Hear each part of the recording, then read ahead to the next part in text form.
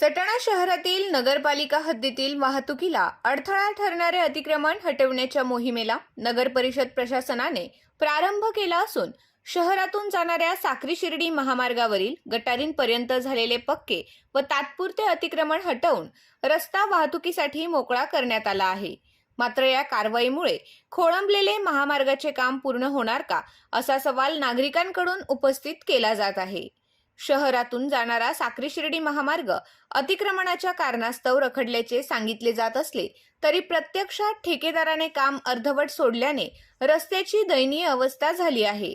परिणामी वाहन चालकांना तासनतास वाहतूक कोंडीचा सामना करावा लागत आहे।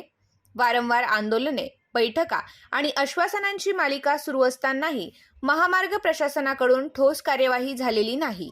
प्रशासन एकमेकांकडे बोट दाखवत वेळ काढूपणा करत असल्याचा आरोपही नागरिकांकडून होत आहे। दरम्यान नगर परिषदेत परिवीक्षाधीन अधिकारी पी.के. सिद्धार्थ रामकुमार यांची नियुक्ती होऊन 1 महिना झाला आहे। त्यांनी आपल्या अधिकाराचा वापर करून धडाकेबाज कारवाई करत अतिक्रमण हटवल्याने महामार्गाचे काम गती घेईल अशी अपेक्षा व्यक्त केली जात होती। मात्र केवळ वाहतुकीला अडथळा ठरणारी मोजकीच अतिक्रमणे हटवण्यात आल्याने मूळ प्रश्न कायम असल्याचे चित्र आहे।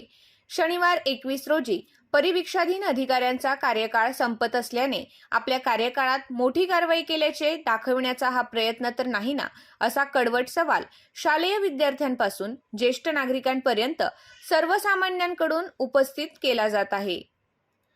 अतिक्रमण हटवण्याच्या मोहिमेसाठी मोठ्या प्रमाणावर पोलीस बंदोबस्त ठेवण्यात आला होता। तसेच पालिकेचे कर्मचारी, जेसीबी आणि ट्रॅक्टरच्या सहाय्याने कारवाई करण्यात आली। दरम्यान केवळ अतिक्रमण हटवल्यानेच साक्री शिर्डी महामार्गाचे रखडलेले काम राष्ट्रीय महामार्ग नियमानुसार पूर्ण होईल का याबाबत मात्र अद्याप अनिश्चितता कायम आहे।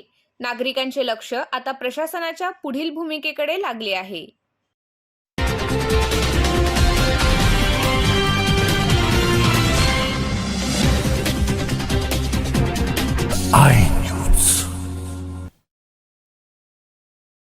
आपल्या आय न्यूज चॅनलला सबस्क्राईब करण्यासाठी बेल आयकॉनला क्लिक करा आणि बातम्या वाचण्यासाठी प्ले स्टोअरवरून आय न्यूज ॲप डाउनलोड करा।